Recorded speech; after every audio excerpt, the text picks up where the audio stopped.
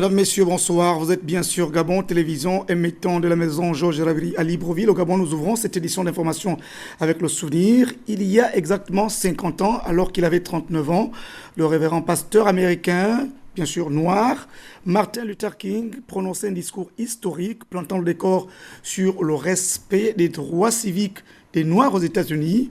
50 ans après, quel est l'impact socio-économique de ce discours historique? Gabriel Guilhem-Lemami et Gérard Miyindou de la rédaction se penchent sur la question. Je fais le rêve qu'un jour, ici, en Alabama, avec tous ces racistes, avec son gouverneur, qui n'a que les mots opposition et invalidation à la bouche. Un jour, en Alabama, les petits garçons noirs et les petites filles noires pourront donner la main à des petits garçons blancs et à des petites filles blanches. Et la justice l'emportera. Je fais ce rêve aujourd'hui. C'était un 28 août 1963, date à laquelle Martin Luther King a prononcé ce discours qui prônait l'égalité des Noirs, lors d'une manifestation à Washington qui avait rassemblé plus de 250 000 personnes au cours d'une marche 100 ans après l'abolition de l'esclavage. 50 ans après, quelle est la situation civique des Noirs aux États-Unis? C'est vrai que c'est une avancée parce que au temps de Martin Luther King, les Noirs n'avaient pas droit au même droit que les Blancs. Mais bon, il y a encore du chemin à faire. Je pense qu'elle a quand même évolué, même si l'égalité des races n'est toujours pas une vraie réalité actuellement, mais leur situation a quand même changé. Il y a plus ou moins émancipation. Parce qu'il y a grand chose quand même qui s'est fait d'abord avec l'accession de Barack Obama au pouvoir. Il a quand même pu avoir 2 mandats. C'est déjà une victoire pour les Noirs. On ne peut pas d'égalité entre les Blancs et les Noirs. La preuve, M. Barack Obama, l'actuel président de la République aux États-Unis, il est bien placé pour le faire savoir. La communauté internationale le savent. Martin Luther King a lutté pour ça depuis 50 ans. Et Dieu merci, tous les choses sont en train de se mettre en place. Ce très célèbre discours de Martin Luther King a profondément marqué la société américaine et le mouvement des droits civiques. En 50 ans, le pourcentage de Noirs vivant en dessous du seuil de la pauvreté est passé de 48,8% à 27%. Mieux, en 50 ans et pour la première fois, les États-Unis d'Amérique ont eu à leur tête un Noir comme président, Barack Obama. Le rêve de Martin Luther King est ainsi devenu réalité. Toutefois, cette réalité tarde encore à véritablement prendre corps dans l'esprit de certains Américains. I Have a Dream est aujourd'hui gravé sur les marches du monument érigé en souvenir de Luther King, l'endroit précis où il avait dit son discours à l'orée de la promulgation des lois sur les droits civiques par le président Lyndon Johnson en 1964 et 1965. Grâce à Dieu Tout-Puissant, nous sommes enfin libres. Voilà, donc je rappelle que ce discours de 1963 prononcé par le révérend pasteur noir américain Martin Luther King avait donc justement été prononcé 100 ans après l'abolition de l'esclavage, notamment aux États-Unis. Et puis, il y a juste quelques heures, le président américain donc venait de prononcer un discours justement pour rappeler la portée de ce rêve porté par le révérend pasteur Martin Luther King. Revenons chez nous pour parler économie. L'impact du plan stratégique Gabon émergent sur les populations du département de la Sébé-Bricolo dans la province de Haut-Ogooué. C'est d'ailleurs le thème d'une rencontre. Il s'agit en fait des journées économiques pour le développement social portées par le député du siège d'Abomi. Sur place pour Gabon Télévision, Cyril Ngaleko, Arnaud Mengue. Parce que le département de Baïbricolo connaît un retard de développement dans plusieurs secteurs d'activité, que les filles et fils de cette localité réunis au sein de l'association Okugankono ont pensé rassembler les leurs dans la commune d'Aboumi pendant 2 jours pour esquisser quelques pistes de solutions pour booster son développement économique et social tout en le cadrant avec le plan stratégique Gabon émergent. Ces journées, dont la marraine et le député de Baïbricolo, Rachel Ntimediara, ont permis au président de l'association Okugankono, Jean-Pierre Ngandjas, et le président des ateliers de ces journées à l'ouverture des travaux, de décliner quelques atouts dont dispose le département. Les cultures d'hiver, avec la terre très fertile dont dispose Baïbricolo, les cultures de manioc, banane, ananas, atanga et bien d'autres sont très pratiquées. Gabon industriel, mine. Pour ceux qui s'en souviennent, en 1962, Le CIA, c'est tout le commissariat à l'énergie atomique, avait entrepris ici des recherches minières à Baïbokolo. À ce jour, on ne peut certifier les découvertes qui ont été faites à cette occasion. S'en est suivi de la présentation du plan stratégique Gabon émergent par Thierry Bouyang-Edima, membre du bureau de coordination de cette structure. La visite du champ d'ananas réalisée par l'association Okugankono a contraint le membre du bureau de coordination du PSGE de tirer l'attention des autorités compétentes afin que ces dernières puissent jeter un regard particulier sur de telles initiatives. Son Excellence Ali Bongo Ndimba insiste sur le fait que de plus en plus dans nos assiettes, nous puissions consommer gabonais. Si cet exemple-là peut faire en sorte que d'autres suivent, ben c'est une assez bonne chose. Au moins, je suis sûr qu'en décembre prochain, l'ananas que j'aurai dans mon assiette sera une ananas made in Aboumi. Les travaux de ces journées animés par les experts du Centre d'études et recherches de développement international en management des organisations, riches en échanges et en enseignements sur les deux premiers piliers du PSGE, ont laissé optimiste le secrétaire général de l'association Okugankono, Jean Bosco Ndjunga, quant au décollage économique et social de son département. Cette assemblée générale aujourd'hui a connu un engouement énorme et la qualité des intervenants, c'est ce qu'il faut surtout retenir, la qualité. Quelques jours plus tôt, les femmes de l'association Okugankono travaillant dans la plantation d'ananas ont reçu de la part de Jean Bosco Ndjunga un don comprenant des bottes, machettes, limes et gants pour permettre à ces dernières de travailler dans de bonnes conditions afin que cette activité agricole soit l'un des premiers atouts qui puisse permettre le décollage économique et social du département de Baïbrikolo. Bien dans le département de Baïbrikolo, dans la province du Haut-Ogooué. Parlons encore économie, cette fois pour évoquer la première tournée du président du Forum des hauts fonctionnaires du budget des pays membres de la communauté économique et monétaire d'Afrique centrale. Yves Fernand Manfumbi, le directeur général du budget du Gabon, est allé donc évaluer, bien sûr, la mise en place des réformes budgétaires dans les pays de la CEMAC. Était avec lui dans la délégation pour le Gabon Télévision, Victor Bondonga, Cherel Bongota. Le président du Forum des hauts fonctionnaires du budget de l'Afritac Centre, FOBAC, Yves Fernand Manfumbi et sa délégation en visite de travail dans les pays membres.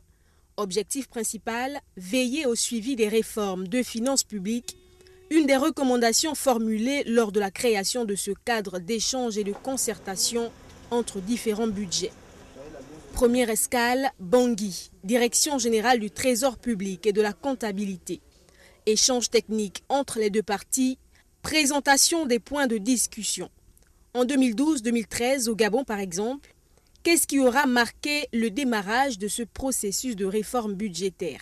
J'ai tenu à rappeler que l'architecture budgétaire était déjà élaborée et que la démarche de performance était déjà mise en place à partir, n'est-ce pas, des 4 ministères pilotes que nous avions identifiés avec l'appui de l'Afritac, et nous avions essayé d'implémenter cette démarche à l'ensemble des administrations, et ce qui nous a permis à élaborer les 24 PAP, sinon les projets annuels de performance qui doivent nous permettre de présenter aujourd'hui un budget à blanc au titre du projet de loi de finances 2014. Comment concevoir un projet de développement? Pour le Gabon, il est impératif d'accompagner les administrations. Nous avons constaté qu'il existait une carence parce que le passage d'une simple idée de projet à un projet présentait pas mal de difficultés pour les administrations. Et pour cet accompagnement, nous avions pensé qu'il fallait trouver un cadre. Et le cadre, c'est le guide de montage de projet qui doit désormais permettre à l'administration, une fois qu'ils ont l'idée, de passer de l'idée en définissant les termes de référence de cette idée et passer par la suite de ces termes de référence, lancer une étude de faisabilité, et une fois qu'on a cette étude de faisabilité, il y a lieu, n'est-ce pas, de solliciter la validation et la restitution de cette étude. La République centrafricaine est également engagée dans ce processus de réforme. Des initiatives ont été prises, mais beaucoup reste à faire. Des échanges qui se sont déroulés, nous avons retenu beaucoup de choses de la part de nos amis frères gabonais, où on a noté effectivement que Il y a beaucoup d'efforts, surtout beaucoup de progrès. Il faut le noter, beaucoup de progrès ont été entrepris avec des innovations, certes, perceptibles et prenables même pour ce pays, ce qui devrait constituer, à plus forte raison pour nous, la République centrafricaine, un exemple à suivre quand nous aurons véritablement à asseoir les réformes, surtout dites des réformes issues des directives CEMAC. C'est en 2023 que tous les États devront adopter la nouvelle démarche, budgétisation par objectif de programme. Le Gabon, lui, se projette pour 2015 au regard des avancées enregistrées.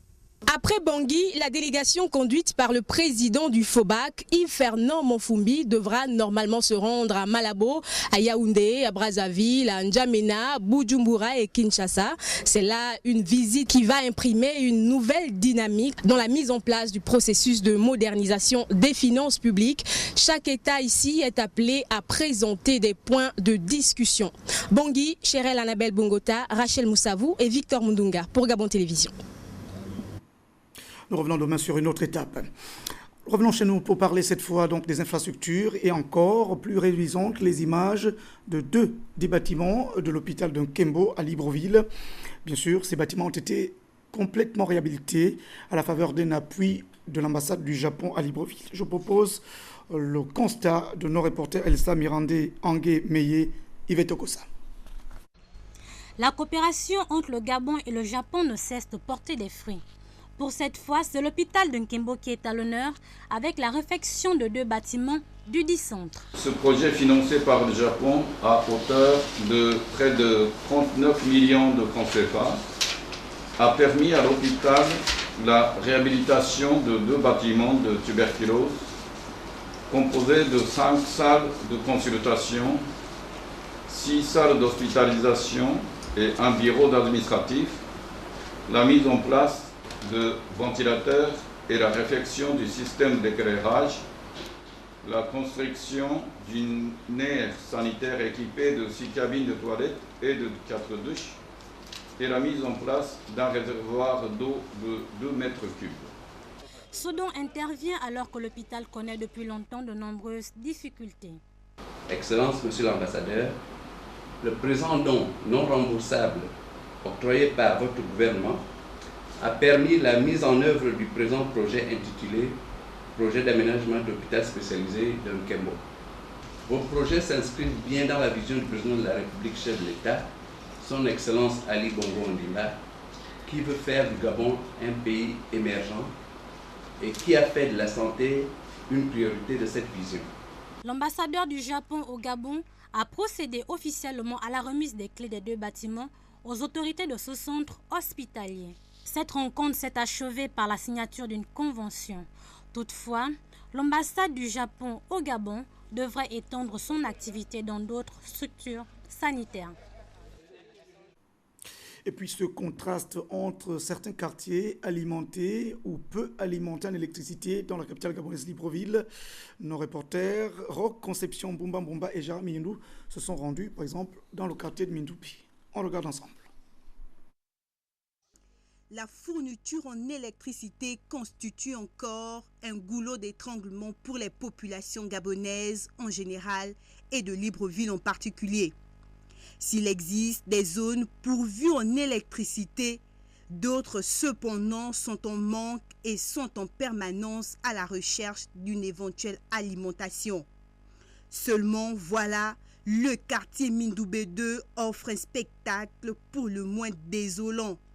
Ici, dans le 5e arrondissement, des lampadaires restent allumés toute la journée, voire des semaines au-delà des horaires réglementaires, sans que les services compétents ne s'en émeuvent.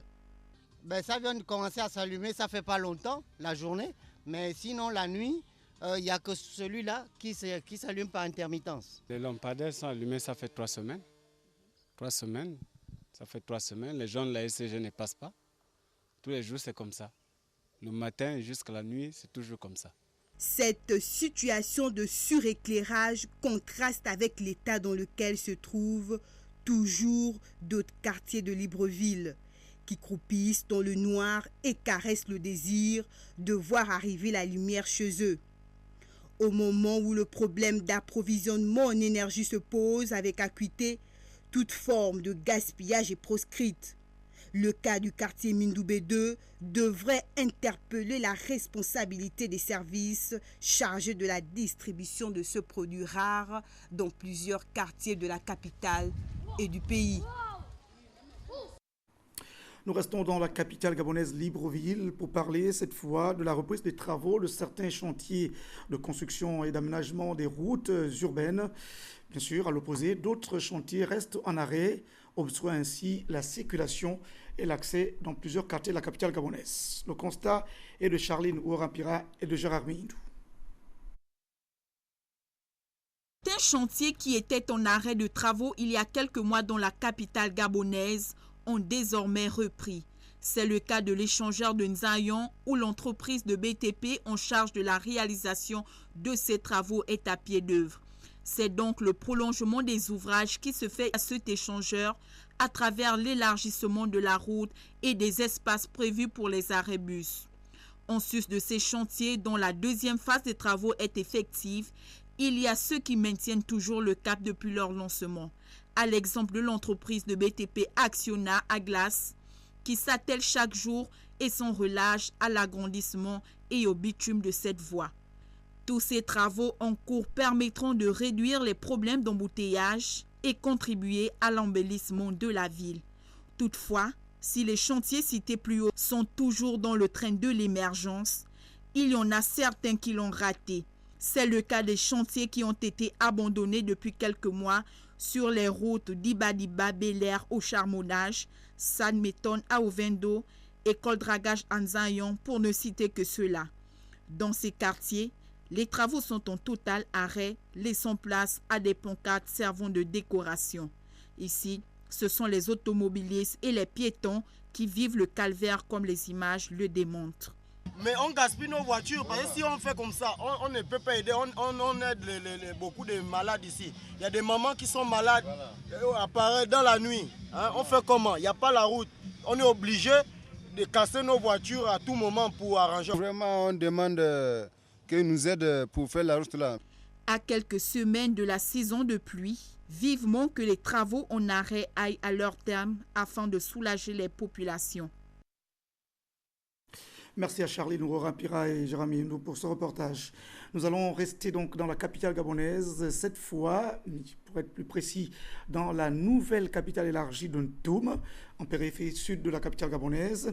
Le quartier Bizango-Bibéré, privé là aussi des voies d'accès, mais objet de convoitise des hommes politiques, notamment le président du Centre des libéraux réformateurs, le général Jean-Boniface Asselé, qui est allé donc justement pour installer les structures de base du parti, visiblement dans la perspective des prochaines élections.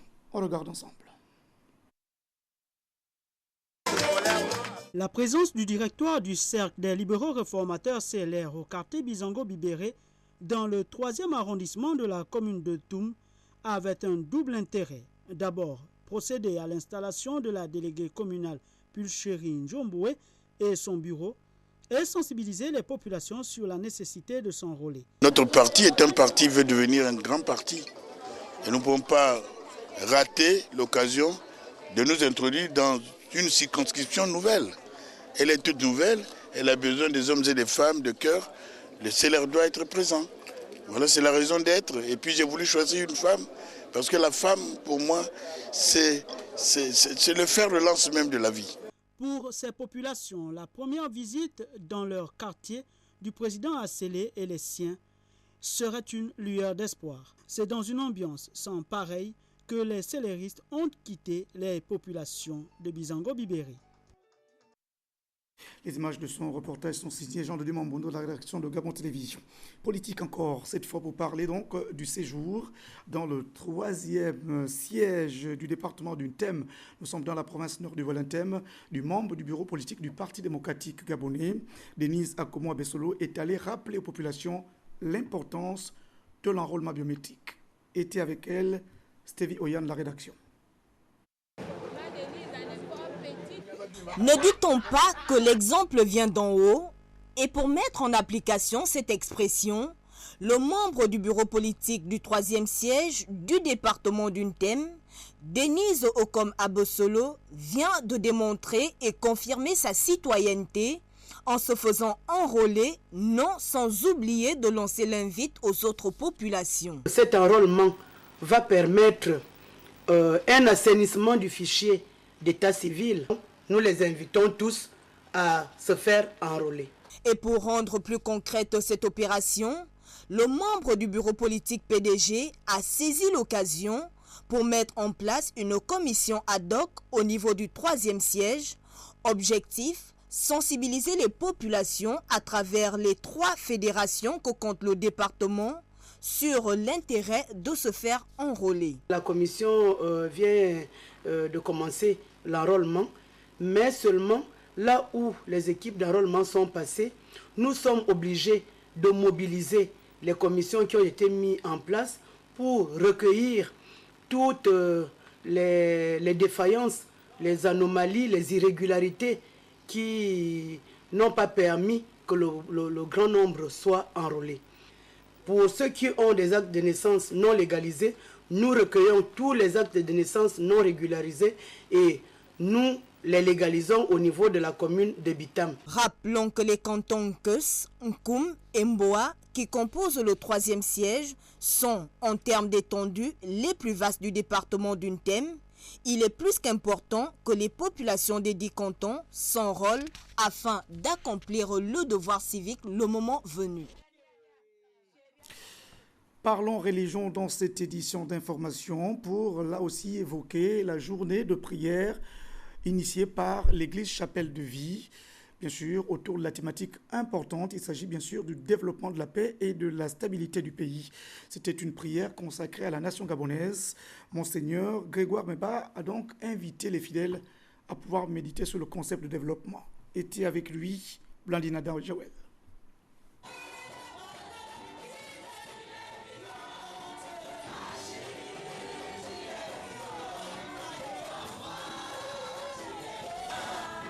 Église Chapelle de Vie. Ce lieu sanctifié par Dieu lui-même a reçu des milliers de fidèles. Louanges, cantiques et prières avec leur évêque pour présenter au Seigneur la nation gabonaise. Ange du Gabon, viens ici au nom de Yeshua. Tous les anges des provinces du Gabon, viens ici maintenant au nom de Yeshua. Un accent particulier a été mis sur le développement. Ensemble, ils ont imploré le Dieu Tout-Puissant, le Père miséricordieux, afin que sur les 9 provinces de notre pays soit soufflé le chauffard, en signe de bénédiction et de purification. Yahweh, tu te lèves au son du chauffard. Dis ta parole dans le psaume 47, 6. Tu m'as oint. Tu m'as oint. Et tu as oint ce chauffard. Pour mon pays, le Gabon.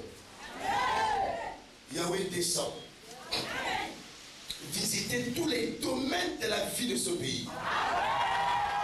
Mais il faut que tu sois étranger ou national, il faut que tu aies le fardeau. Est-ce que le fardeau bâtir la nation gabonaise, bâtir le pays du Gabon, bâtir le Gabon. Alléluia! Le Gabon, pays béni de Dieu, reçoit l'évangile en 1842, avec l'arrivée des premiers missionnaires. Il mérite que sa sanctification soit renouvelée et que son édification soit faite par les serviteurs de l'Éternel. Le peuple doit prier pour les autorités afin qu'elles prennent des décisions dignes et glorieuses. Le sport pour la fin de cette édition d'information dans la perspective de la prochaine rencontre de football entre le Gabon et le Burkina Faso. L'entraîneur du Gabon, Paulo Duarte, a donc finalement rendu public la liste des 24 joueurs appelés justement à affronter cette rencontre. Pour les détails, David Magena, lui-même Azisembe, service des sports de Gabon Télévision. Joueurs toujours, donc Didier Ovono, Pas grand changement dans cette liste des 24 Panthères devant affronter les étalons de Burkina Faso le 7 septembre prochain à Ouagadougou, en match comptant pour la 6e et dernière journée des éliminatoires du mondial. Face aux journalistes, Paolo Duarte a justifié le choix de certains joueurs appelés en sélection. Si avant Daniel est mauvais, après le match du Niger, Daniel c'est le meilleur. Donc je connais Daniel. C'est un joueur qui n'est pas le même Daniel à 5 ou 6 ans avant.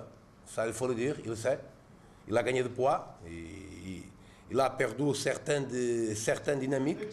Mais pour moi, jusqu'à que moi je trouve un autre remplaçant meilleur que Daniel, s'il veut continuer avec moi, je vais continuer avec lui. Parce que c'est une référence en équipe, c'est une grande capitaine. Et même sans grande mobilité, Daniel peut nous apporter un grand appui pour l'équipe. Le technicien portugais croit à un miracle. C'est un match capital. Normalement, on a parti comme deux premiers matchs, le premier du groupe. Après, on a perdu le point. Après, le Congo a gagné le point. Après, on a perdu le match au Congo. Et voilà. Et même avec tout ça, avec tout ce problème, avec le nul à la maison même, qui nous a compliqué beaucoup notre qualification, même avec tout ça, même avec les absences, même avec les blessures, on a encore une chance. Une chance que ce n'est pas facile. Mais je me questionne, est-ce que ce n'est pas possible une équipe, je ne parle pas de Gabon, je parle une équipe, gagner au extérieur 1-0, c'est possible. Pour se qualifier, le Gabon doit battre le Burkina Faso par 3 buts d'écart et espérer une défaite du Congo face au Niger. Les Panthères n'ont plus leur destin entre les mains. Dans un groupe E dominé par le Congo et le Burkina Faso. Avant d'aller affronter les étalons, les Panthères bénéficieront de 7 jours de préparation à Libreville. Merci à vous qui nous suivez, qui suivez Gabon Télévision, à Monigou, à Bongoville ou encore à Paris et même en Allemagne. Restez sur les programmes de Gabon Télévision. C'est la fin de cette édition d'information. Merci à Christian Olélé, à toute l'équipe de la régie pour la réalisation. Merci à Paulin Siaki et à Philippe Kabiongo pour la coordination. Je reviens demain. Bonsoir.